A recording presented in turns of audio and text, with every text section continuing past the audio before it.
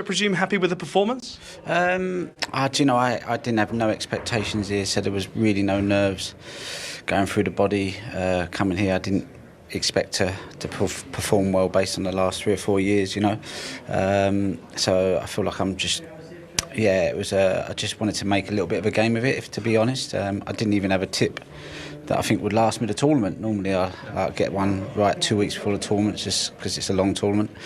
But this one I just thought, if I win a match, great. If I win 2, fantastic. If I win 3 and I need a new tip, that's a nice problem to have.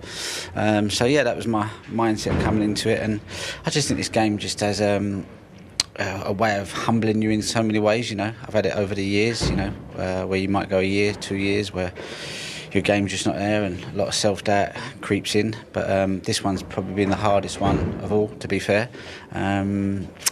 So it's kind of, I want to play for as long as I can. If everything went great, I could probably get 5, 6 years. If it doesn't, then I said I will still commit to 2 years and just focus on playing and just give myself every opportunity to try and finish on a nice feeling, because sport's been good to me. I love the game. That's the plan, really.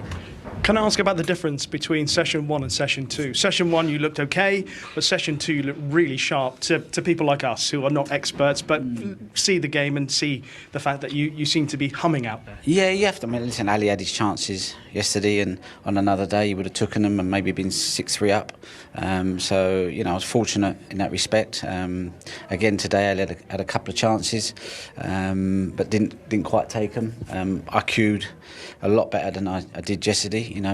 So like I say, the queuing side of it is a long-term thing. I don't expect to come out of it straight away. I've given myself like 2 years really, because sometimes it's like looking for a needle in a haystack.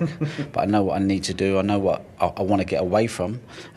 So it will be a lot of self-taught. I'll be my own coach for the next 2 years with the help of Steve Peters. I just want to say a massive thank you to Steve, because he came down here.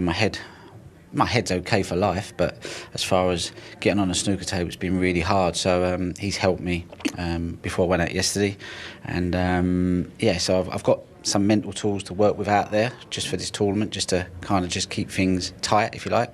And then also, I have to just, I'm always going to tinker. Can't get away from that, but it's just when to stop and when to just let your instinct take over, I suppose. So did you enjoy being back in competition once again? I loved it, yeah. I love being out there. I must admit, if I was struggling like have been, I wouldn't have enjoyed it.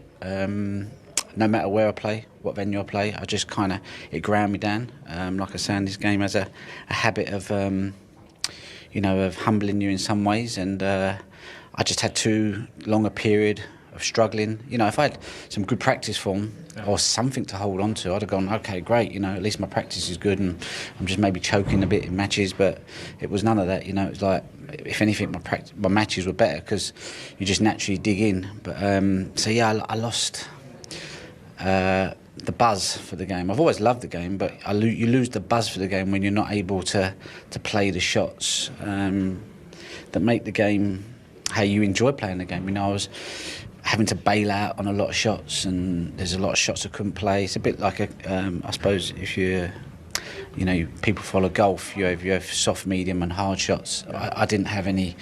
I didn't have any range. It was just one thud basically, and so I lost a lot of shots, and it kind of ground me down. So I'm just trying to work my way back and try and rediscover some touch and feel, if you like, and some timing. Well, I hope that today has given you something to hold on to. It was very impressive for us watching, especially the second session. Well done. Thank you.